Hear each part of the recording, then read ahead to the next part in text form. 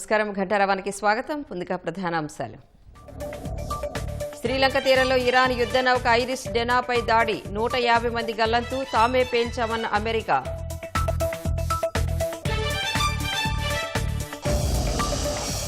ఇరాన్పై 5వ రోజు America Israel సైనిక ఆపరేషన్, సుప్రీం లీడర్గా ఎవరిని ఎన్నుకున్నా చంపేస్తామని హెచ్చరిక.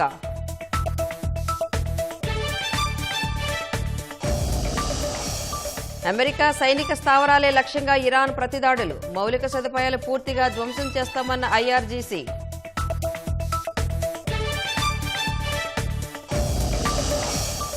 ఇరాన్ క్షిపణి దాడుల్లో దెబ్బతిన్న అమెరికా రాడార్ స్టేషన్, ఖతార్ అల్ ఉదీద్ వైమానిక స్థావరాన్ని తాకిన మిసైల్స్.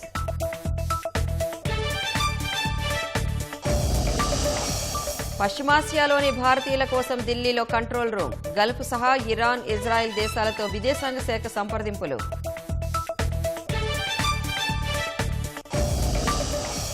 దేశంలో 25.6% పెట్టుబడులు ఏపీకే వచ్చాయన్న సీఎం. 20 లక్షల ఉద్యోగాల కల్పన దిశగా చర్యలు తీసుకున్నట్లు వెల్లడి.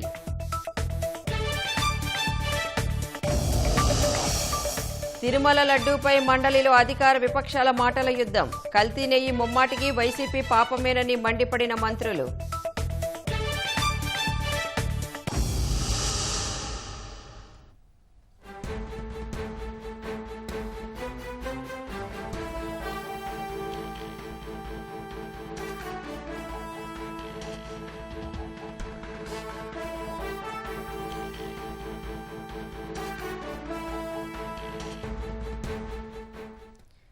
ఇరాన్పై క్షిపణి దాడులతో విరుచుకుపడుతున్న అమెరికా తాజాగా శ్రీలంక తీరంలో ఇరాన్కు చెందిన యుద్ధ నౌకపై దాడి చేసింది. దాదాపు 180 మందితో ప్రయాణిస్తున్న ఇరాన్కు చెందిన యుద్ధ నౌక ఐరిస్ డెనాపై శ్రీలంక తీరంలో దాడి జరిగింది. ఈ ఘటనలో 150 మంది సిబ్బంది గల్లంతయ్యారు. బ్రెజిల్, సౌత్ ఆఫ్రికాలోని పోర్టులను సందర్శించి వస్తున్న ఐరిస్ డెనా గత నెల 17న విశాఖలో జరిగిన ఇంటర్నేషనల్ ఫ్లీట్ రివ్యూలోనూ పాల్గొంది. అనంతరం ఇరాన్కు తిరుగు ప్రయాణమైంది. ఈ క్రమంలోనే శ్రీలంకలోని గాలే మీదుగా వెళుతున్న సమయంలో యుద్ధ నౌక మునిగింది. ఐరిస్ డెనాకు రక్షణగా ఐరిస్ మక్రాన్, మరో రక్షణ నౌక కూడా ఉన్నట్లు తెలుస్తోంది. 32 మందిని కాపాడి ఆసుపత్రికి తరలించినట్లు శ్రీలంక నేవీ పేర్కొంది. అయితే ఐరిస్ డెనాను తామే ముంచేసినట్లు అమెరికా ప్రకటించింది. అంతర్జాతీయ జలాల్లోనే ఇరాన్ ఫ్రిగెట్ను ముంచేశామని, ఆ దేశంపై ఎలాంటి దయాదాక్షిణ్యాలు లేవని అమెరికా రక్షణ శాఖ మంత్రి హెగ్సెత్ తేల్చి చెప్పారు. ఇరాన్పై యుద్ధంలో అమెరికా గెలుపు తథ్యమన్నారు. Stand before you today with one unmistakable message about Operation Epic Fury. America is winning. Decisively, devastatingly, and without mercy. Under the direct command of President Trump, the War Department unleashed this operation early Saturday morning, just 4 days ago, which means we need to remember two things. First, we are only 4 days into this. Metrics are shifting, dust is settling, and more forces are arriving. It's very early. And as President Trump has said, we will take all the time we need to make sure that we succeed. Second, we are only 4 days into this, and the results have been incredible. Historic, really. Only the United States of America could lead this, only us. But when you add the Israeli Defense Forces, a devastatingly capable force, the combination is sheer destruction for our radical Islamist Iranian adversaries. They are toast, and they know it. Or at least, soon enough, they will know it. And we have only just begun to hunt, dismantle, demoralize, destroy, and defeat their capabilities, just 4 days in. Iran, లెబనాన్లపై America, Israel సంయుక్త సైనిక operation కొనసాగుతోంది. వైమానిక దాడుల్లో Iran కొత్త supreme లీడర్ను ఎన్నుకునే assembly భవనంతో పాటు బీరుట్లోని hotel ధ్వంసమైంది.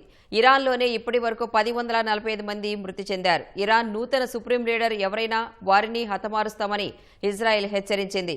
ఇరాన్లోని అణు కేంద్రాలకు ఎలాంటి నష్టం జరగలేదని, అందువల్ల రేడియో ధార్మికత విడుదలయ్యే ప్రమాదం లేదని IAEA వెల్లడించింది. ఇరాన్పై అమెరికా, ఇజ్రాయెల్ మొదలుపెట్టిన దాడులు 5వ రోజుకు చేరాయి. రాజధాని టెహ్రాన్తో పాటు ఇతర నగరాలు దాడులతో దద్దరిల్లాయి. ఇరాన్లో ఇప్పటివరకు 1045 మంది మృతి చెందారు. షియా సెమినరీ నగరం, కోమ్, ఇతర నగరాలు లక్ష్యంగా ఇజ్రాయెల్ దాడులు చేసింది. ఇరాన్ వైమానిక దళానికి చెందిన YAK-130 యుద్ధ విమానాన్ని తమ F-35 స్టెల్త్ ఫైటర్ జెట్లలో ఒకటి కూల్చివేసినట్లు IDF తెలిపింది. పశ్చిమ టెహ్రాన్లోని మెహరాబాద్ అంతర్జాతీయ విమానాశ్రయంతో పాటు ఇరాన్ మిలిటరీకి చెందిన 4 కమాండ్ సెంటర్లపై దాడి చేసినట్టు IDF వెల్లడించింది. ఇస్ఫహాన్ ప్రావిన్స్లో 5 మృతి చెందగా నజఫాబాద్, ఫెరీదాన్, మొబారకే, అరన్ బిడ్గోల్, కషన్, షహారేజాలో జరిగిన దాడుల్లో 15 నివాసాలు దెబ్బతిన్నట్లు స్థానిక మీడియా తెలిపింది.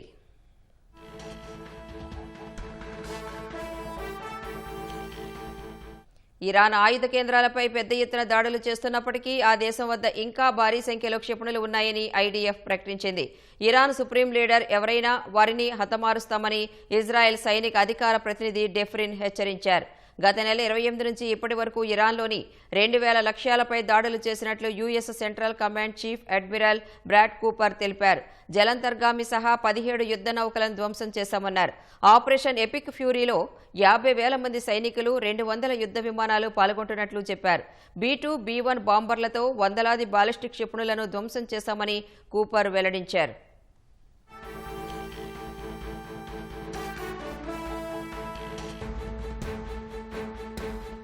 తాజా ఉపగ్రహ చిత్రాల ఆధారంగా ఇరాన్లోని అణు కేంద్రాలకు ఎలాంటి నష్టం జరగలేదని IAEA తెలిపింది. అందువల్ల రేడియో ధార్మికత విడుదలయ్యే ప్రమాదం లేదని స్పష్టం చేసింది. ఇస్ఫహాన్ అణు కేంద్రం సమీపంలో 2 భవనాలకు నష్టం జరిగినట్లు ఉపగ్రహ చిత్రాల్లో వెల్లడైనట్లు IAEA తెలిపింది.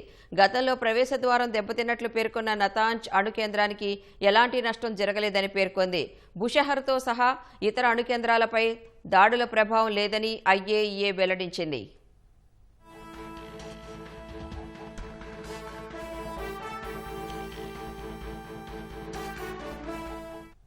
లెబనాన్లో భూతల దాడులకు దిగిన ఇజ్రాయెల్ సైన్యం సరిహద్దుల నుంచి 6 కిలోమీటర్ల లోపలికి చొచ్చుకెళ్లింది. ఈ మేరకు స్థానిక మీడియా పేర్కొంది. దక్షిణ లెబనాన్లోని ఖియామ్ పట్టణంలో షెల్లింగ్ కొనసాగుతున్నట్లు తెలిపింది. లెబనాన్లో మృతుల సంఖ్య 12కు పెరిగింది. బాల్బెక్లో 6, అర్మౌన్, సాదియత్లో మరో 6 చనిపోయినట్లు స్థానిక మీడియా తెలిపింది. మరో 23 మంది గాయపడగా 2 గల్లంతైనట్లు పేర్కొంది. ఇజ్రాయెల్ దాడులతో 65,000 మంది నిరాశ్రయులైనట్లు లెబనాన్ మంత్రి ఒకరు తెలిపారు. వారంతా షెల్టర్లలో తలదాచుకుంటున్నట్లు చెప్పారు. మరో 10 నుంచి 20,000 మంది రోడ్ల వెంట లేదా బంధువుల నివాసాల్లో ఉంటున్నట్లు లెబనాన్ మంత్రి పేర్కొన్నారు. బీరుట్ సహా శివారు ప్రాంతాల్లో హిజ్బుల్లా ఆయుధ డిపోలు, కమాండ్ సెంటర్లు, క్షిపణి లాంచర్లను ధ్వంసం చేసినట్లు IDF ప్రకటించింది.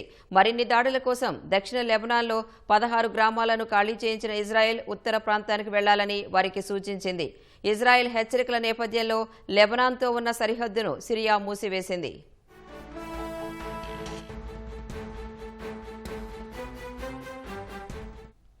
ఉత్తర ఇజ్రాయెల్లోని మెతుటా నగరంపై రాకెట్ దాడులు చేసినట్లు హిజ్బుల్లా ప్రకటించింది. హైఫా నగరంలోని నౌకా స్థావరంపైన క్షిపణి దాడులు జరిపినట్లు పేర్కొంది. అయితే లెబనాన్ వైపు నుంచి వచ్చిన రాకెట్లను అడ్డుకున్నట్లు ఇజ్రాయెల్ వెల్లడించింది.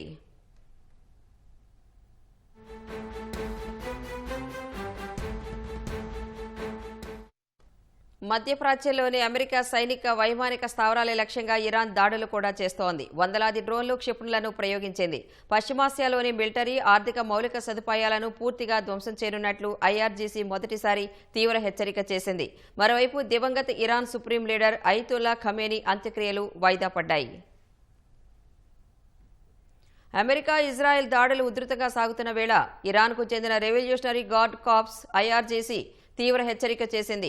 పశ్చిమాసియాలోని మిలిటరీ, ఆర్థిక మౌలిక సదుపాయాలను పూర్తిగా ధ్వంసం చేయనున్నట్లు తెలిపింది. US, ఇజ్రాయెల్ దాడులు మొదలైన తర్వాత ఈ స్థాయిలో IRGC హెచ్చరిక చేయడం ఇదే మొదటిసారి అని తెలుస్తోంది. దుబాయ్లోని అమెరికా కాన్సులేట్ లక్ష్యంగా ఇరాన్ డ్రోన్ దాడులు చేసింది. పార్కింగ్ ప్రాంతంలో భారీగా మంటలు లేచాయి. వెంటనే అత్యవసర సిబ్బంది మంటలను అదుపులోకి తెచ్చారు. దుబాయ్ కాన్సులేట్పై ఇరాన్ దాడిని అమెరికా విదేశాంగ మంత్రి మార్కో రూబియో ధృవీకరించారు. అయితే ఎలాంటి ప్రాణ నష్టం జరగలేదన్నారు. గల్ఫ్ దేశాల్లో ఉన్న తమ దౌత్య సిబ్బంది స్వదేశం వెళ్లాలని అమెరికా ఆదేశించింది.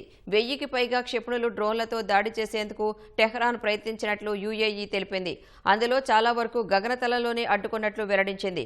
కొన్ని క్షిపణులు భవనాలతో పాటు ఇతర ప్రాంతాల్లో కూలినట్లు తెలిపింది. రాస్ తనూరా రిఫైనరీ లక్ష్యంగా ఇరాన్ ప్రయోగించిన డ్రోన్ అడ్డుకున్నట్లు సౌదీ అరేబియా తెలిపింది. గల్ఫ్ తీరం వెంట ఉన్న కాంప్లెక్స్ పై దాడి తర్వాత ఇరాన్ మళ్లీ టార్గెట్ చేసింది. ఉత్తర ఇరాన్లోని డెకాలా పట్టణంలోని ఆయుధ డిపోపై టెహ్రాన్ డ్రోన్లతో విరుచుకుపడింది. ఈ దాడిలో 2 ఫైటర్లు గాయపడినట్లు భద్రతా దళాలు తెలిపాయి. తమపై దాడులకు పాల్పడుతున్న వారికి అక్కడ ఆశ్రయం కల్పిస్తున్నట్లు ఇరాన్ ఆరోపిస్తోంది.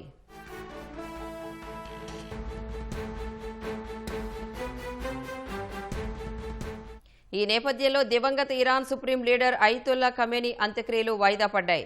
షెడ్యూల్ ప్రకారం ఇరాన్ కాలమాన ప్రకారం ఈ రాత్రి 10:30కు మొదలు కావాల్సి ఉంది. ఖమేనీ అంత్యక్రియల్లో పాల్గొనే విషయమై వివిధ ప్రావిన్స్లకు చెందిన ప్రజల నుంచి విజ్ఞప్తులు అందటంతో రవాణా సమస్యను దృష్టిలో ఉంచుకుని అంత్యక్రియలను వాయిదా వేసినట్లు అధికార వర్గాలు తెలిపాయి.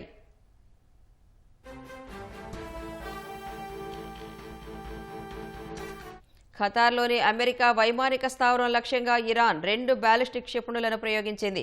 వాటిలో ఒకదాన్ని ఖతార్ గగనతల రక్షణ వ్యవస్థలు అడ్డుకున్నాయి. మరొకటి అల్ ఉదీద్ వైమానిక స్థావరాన్ని తాకింది. ఈ దాడులను ఖతార్ రక్షణ శాఖ ధృవీకరించింది. 2 క్రూయిజ్ క్షిపణులను 9 డ్రోన్లను కూల్చినట్లు సౌదీ అరేబియా రక్షణ శాఖ తెలిపింది. అయితే అవి ఎక్కడి నుంచి వచ్చాయో వెల్లడించలేదు.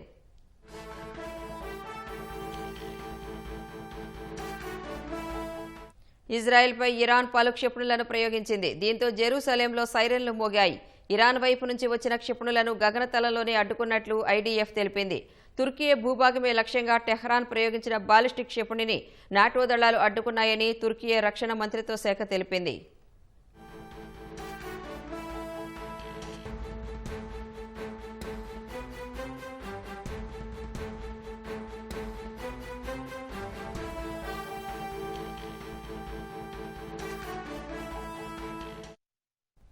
తిరుమల లడ్డూ అంశం శాసనమండలిని కుదిపేసింది. తొలుత ఒకే అంశంపై 2 తీర్మానాలు ఇవ్వడం సరికాదంటూ మంత్రులు తీవ్ర అభ్యంతరం తెలిపారు. నిబంధనలను తొంగలోకి తొక్కుతూ కొత్త సంప్రదాయాలకు చైర్మన్ తెరలేపారని ఆక్షేపించారు. కల్తీ నెయ్యి వాస్తవాలను ప్రజల ముందు ఉంచుతామని, ఎన్ని గంటలైనా చర్చించి తీరుతామని మంత్రులు తేల్చి చెప్పారు. ఆ తర్వాత చర్చ ప్రారంభమవ్వగా అధికార వైసీపీ సభ్యుల వాదోపవాదాలతో గందరగోళం నెలకొంది. వైసీపీ సభ్యుల నినాదాల మధ్య తిరుమల లడ్డూ అంశంపై చర్చ ప్రారంభమైంది. నిబంధనలన్నీ సడలించి మరీ కల్తీ నెయ్యితో పాటు అక్రమాలకు తెరలేపారని మంత్రి పయ్యావుల కేశవ్ మండిపడ్డారు. కల్తీ నెయ్యి అంశానికి హెరిటేజ్కు సంబంధమేంటని మంత్రి అచ్చెన్న ప్రశ్నించారు. తిరుమల శ్రీవారిపై జగన్ ప్రభుత్వం కక్షగట్టిందని పంచుమర్తి అనురాధ ఆగ్రహం వ్యక్తం చేశారు. తిరుమల తిరుపతి దేవస్థానంలో లడ్డీలో కల్తీ జరిగింది అని అంటే 1978లో ఇది జరిగింది, 65లో ఇది జరిగింది, 98లో ఇది జరిగింది. మీరు 5 ఏళ్ల పాటు గవర్నమెంట్ లో ఉంటే ఎందుకు వీటి మీద చర్యలు తీసుకోలేకపోయారు? చేతగాని దత్తమల చేతగాంతనమా ఇది? ఈ రోజు మళ్ళీ మా ముందుకు వచ్చి చెప్తున్నారు 5 ఏళ్ల పాటు నోరు మెదపకుండా ఉన్నటువంటి ఈ రోజు ఏదో జరిగిందని ప్రజల్ని భ్రమ పెట్టేటువంటి ప్రయత్నం చేయొద్దు. వాస్తవాలని వాస్తవాలుగా మాట్లాడండి. తిరుపతిలో లడ్డూలో కల్తీ జరిగిందా లేదా? ఆ ఒక్కటి తప్ప అన్ని మాట్లాడుతున్నారు. సుబ్బారెడ్డి గారు కల్తీ జరిగిందని చెప్తారు, సిబిఐ కల్తీ జరిగిందని చెప్తుంది, సిట్ కల్తీ జరిగిందని చెప్తుంది, చార్జ్ షీట్ లో దోషులు చేరుస్తుంది. 19.5 కోట్లు 19,50,00,000 రూపాయల హవాలా డబ్బు తిరుపతికి వచ్చింది అనేటువంటిది నిర్ధారించింది. ఆ డబ్బు ఎవరికి పోయిందో కూడా తేలాల్సినటువంటి అంశం ఉంది. ఇవన్నీ మాట్లాడకుండా మీరు టెండర్ నిబంధనల్ని సరళీకృతం చేశారు. 4 నిబంధనల్ని సరళీకృతం చేశారు కాబట్టి దోపిడీదారుల రంగంలోకి వచ్చారు. మీరు ఈవో ఏఈఓగా ఉన్న వ్యక్తి టెండర్ అయిన తర్వాత అసలు టెస్టే అక్కర్లేదు అన్నటువంటి నిబంధనలు చేశారు కాబట్టి ఈ రోజు కుట్ర జరిగింది. మీరు ఈ రోజు మళ్ళీ మాట్లాడుతున్నారు. సరే, కరెక్ట్. నేననేది ఈ రోజు కల్తీకి కారణం ఈ ప్రభుత్వంలో ఉన్నటువంటి వ్యక్తులు గతంలో నిర్లక్ష్యంగా వ్యవహరించడం వల్లనే జరిగింది. దేవుడిపై తమకు అపార నమ్మకం ఉందని మంత్రి లోకేష్ అన్నారు. జగన్కు విశ్వాసం లేకే డిక్లరేషన్ ఇవ్వలేదన్నారు. లడ్డూలో కల్తీ జరిగిందా లేదా అనేది తప్ప మిగిలినవన్నీ మాట్లాడుతున్నారని, ఆరోపణలు చేయాలనుకుంటే ఆధారాలతో రావాలని లోకేష్ సవాల్ విసిరారు.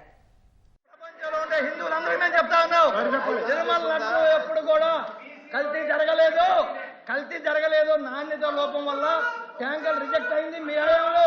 ఆ ట్యాంకర్ 4 వెనక్కి వచ్చి లడ్డు తయారు చేసింది మీ హయాంలో. సార్, ఆరోపణలు చేయాలనుకుంటే ఆధారాలతో రావాలి అధ్యక్ష. గత 10 సంవత్సరాలుగా మా బాబు పుట్టినరోజు నాడు మార్చి 21న మేము అన్నదానం చేస్తున్నాం. మీరు అలాంటి వాళ్ళపైన ఆరోపణలు చేస్తున్నారు. నంబర్ 1. నంబర్ 2, అదేమంటాడు L3 వచ్చారంటే L3 వస్తే రాదు కదా అధ్యక్ష, L1 వాళ్ళకి వస్తుంది అధ్యక్ష. కామన్ సెన్స్ ఉండాలి. మీరు అనుమతి ఇచ్చింది చర్చ పైన లడ్డూలో కల్తీ జరిగిందా లేదా అది తప్ప అన్ని మాట్లాడతారు. సిబిఐ రిపోర్ట్ లో చాలా స్పష్టంగా కల్తీ జరిగింది అని వచ్చింది.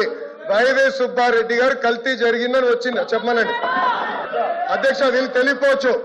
ఇప్పుడు మార్కెట్ ప్రైస్ పెరిగింది. నెయ్యి కల్తీ చేసి నెయ్యి సప్లై చేయమంటారా 300 రూపాయలకి? వాళ్ళు చేసినట్టు నెయ్యిని కల్తీ చేసి సప్లై చేయమంటారా? ఈ రోజు కానీ మా కుటుంబం కానీ అపారమైన గౌరవం దేవుడు అంటే.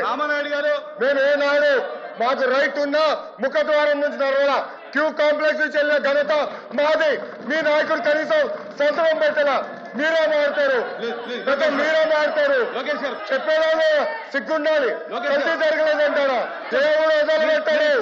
మాధవ్ చెప్తున్నా, దేవుడు మిమ్మల్ని వదిలిపెట్టాడు. టైం అంటే రాసుకోకూడదు. లడ్డూ ప్రసాదాన్ని అపవిత్రం చేసిందే కాకుండా వైసీపీ సభ్యులు వ్యవహరిస్తున్న తీరు బాధ కలిగిస్తోందని మంత్రి అచ్చెన్న అన్నారు. ఈ క్రమంలో చైర్మన్తో పాటు ఆయన నాయకుడు క్రిస్టియన్లని సంబోధించడం తీవ్ర దుమారం రేగింది. తాను హిందువేనని మండలి చైర్మన్ మోషేన్ రాజు చెప్పడంతో అచ్చెన్న క్షమాపణ చెప్పారు. తన వ్యాఖ్యలను వెనక్కి తీసుకుంటున్నట్లు తెలిపారు. అయినా వైసీపీ నేతలు నినాదాలు చేయడంతో చైర్మన్ సభను వాయిదా వేశారు.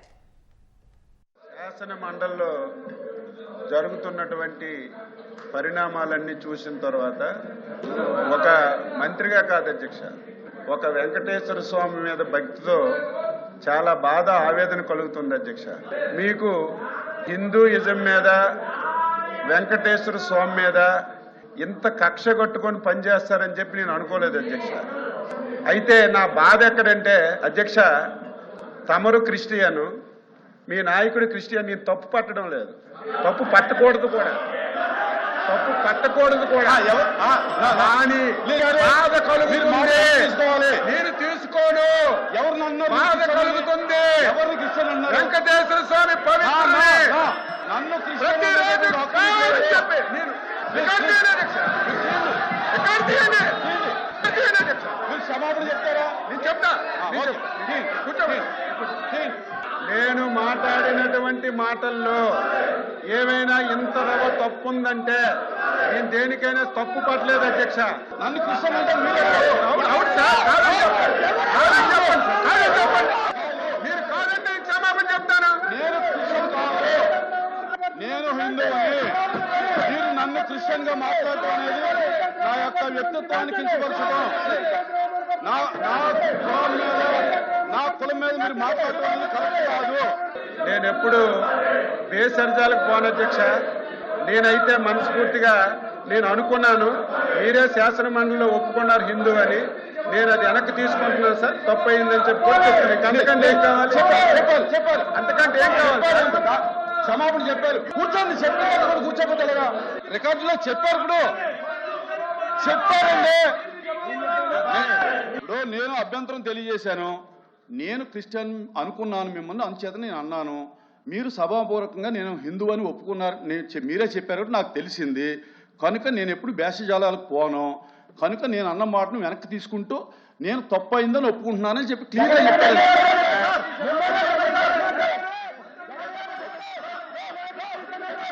నేను మంత్రి గారు చెప్పి సమాధానంగా నేను సంతృప్తి దయచేసి కూర్చోండి. వాయిదా అనంతరం మండలి తిరిగి ప్రారంభమైన వైసీపీ సభ్యుల రచ్చ ఆగలేదు. మంత్రి అచ్చెన్న క్షమాపణ చెప్పాలంటూ నినాదాలు చేశారు. బీజేపీ ఎమ్మెల్సీ సోము వీర్రాజు మాట్లాడుతుండగా పదే పదే వైసీపీ సభ్యులు అడ్డుపడ్డారు. దీంతో సభను చైర్మన్ రేపటికి వాయిదా వేశారు. చెప్పారు దాంతో నేను సాటిస్ఫై అయ్యాను. ప్రతిదాన్ని కూడా అంత పట్టుబట్టి అడ్డుకోవడం కరెక్ట్ కాదు. నేను ఏదైతే జగన్మోహన్ రెడ్డి క్రిస్టియన్ అన్నారో దానికి కట్టుబడి ఉన్నాను అధ్యక్ష. ఆధారాలతో సహా చూపిస్తాను. ఒక 10 నిమిషాలు టైం ఇవ్వండి, చదివిస్తాను, చదివినిపిస్తాను, ఆధారాలు చెప్తాను. ఎందుకు అధ్యక్ష, తిరుమల తిరుపతి దేవస్థానంకి ఎప్పుడు కూడా ఫ్యామిలీతో ఎందుకు రాలేదు చెప్పండి. వచ్చినా డిక్లరేషన్ ఎందుకు ఇవ్వలేదు చెప్పండి. కనీసం మీరైనా సరే పశ్చాత్తాపడాలి.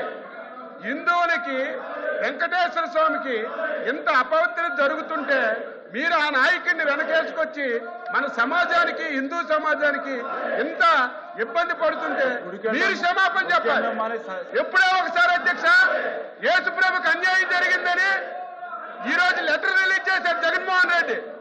100 కోటి క్షమాపణలట. యేసుక్రీస్తు దేవుడా, మా వెంకటేశ్వర స్వామి దేవుడు కాదా? ఇన్ని రోజుల నుంచి అపవిత్రం జరుగుతుంటే ఒక పార్టీకి అధ్యక్షుడిగా ఉండి ఒక్కసారైనా సరే క్షమాపణ చెప్పారు అధ్యక్ష.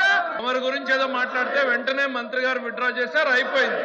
క్షమాపణ దేనికి అడుగుతున్నాడో మాకు అర్థం కావడం లేదు. మా సబ్మిషన్ తమరికి ఒకటే సార్, మా సమాధానం వినకుండా ఇట్లా సభని అడ్డుకుని మాట్లాడి బురదేసి వెళ్ళిపోయేటువంటి కార్యక్రమానికి మేము సిద్ధంగా లేం. రాష్ట్రంలో కూటమి ఉన్నంత వరకు దేశంలో పెట్టుబడులకు ఆంధ్రప్రదేశే గమ్యస్థానంగా ఉంటుందని ముఖ్యమంత్రి చంద్రబాబు తేల్చి చెప్పారు. ఎన్నికల హామీ మేరకు కొలువుల కల్పనలో 20 లక్షలకు పైనే తప్ప ఒక్కటి కూడా తగ్గదన్నారు. వైసీపీ హయాంలో పారిపోయిన కంపెనీలు కూటమి ప్రభుత్వం వచ్చిన భరోసాతో తిరిగి వస్తున్నాయన్నారు. వైసీపీ ఎంత దుష్ప్రచారం చేసినా అభివృద్ధి ఆగదన్నారు. ఏఐకి చిరునామాగా విశాఖ, క్వాంటమ్ వ్యాలీకి కేరాఫ్గా అమరావతి, డ్రోన్ రక్షణ పరిశ్రమల హబ్గా కర్నూలు నిలవబోతోందన్నారు. కుటుంబానికి ఒక పారిశ్రామికవేత్తను తయారు చేసేలా నియోజకవర్గాల్లో ఎంఎస్ఎంఈలను ప్రోత్సహించాలని ఎమ్మెల్యేలను చంద్రబాబు కోరారు. 25.6% పెట్టుబడులు ఒక్క రాష్ట్రానికి వచ్చాయంటే వీళ్లు భరించలేకుండా కొంతమంది పెట్టుబడులు పెట్టాలంటే విముఖత చూపిస్తున్నారు అని కూడా మాట్లాడే పరిస్థితికి వచ్చారు. ఒకటే చెప్తున్నా, Andhra Pradesh is a brand. NDA ఉన్నంత వరకు ఇక్కడ ప్రతి ఒక్కరు కూడా క్యూ కడుతూ పెట్టుబడి పెడతారు తప్ప ఫస్ట్ స్టేట్ ఏదైనా ఉందంటే ఆంధ్రప్రదేశ్ రాష్ట్రమే దానికి చిరునామా. అది నిరూపించాం. 20 లక్షల ఉద్యోగాలు ఇప్పిస్తామని చెప్పాం. 20 లక్షలే కాదు, 20 లక్షల ప్లస్ వస్తాయి తప్ప ఒక్క ఉద్యోగం కూడా తగ్గే పరిస్థితి ఉండదని చెప్పి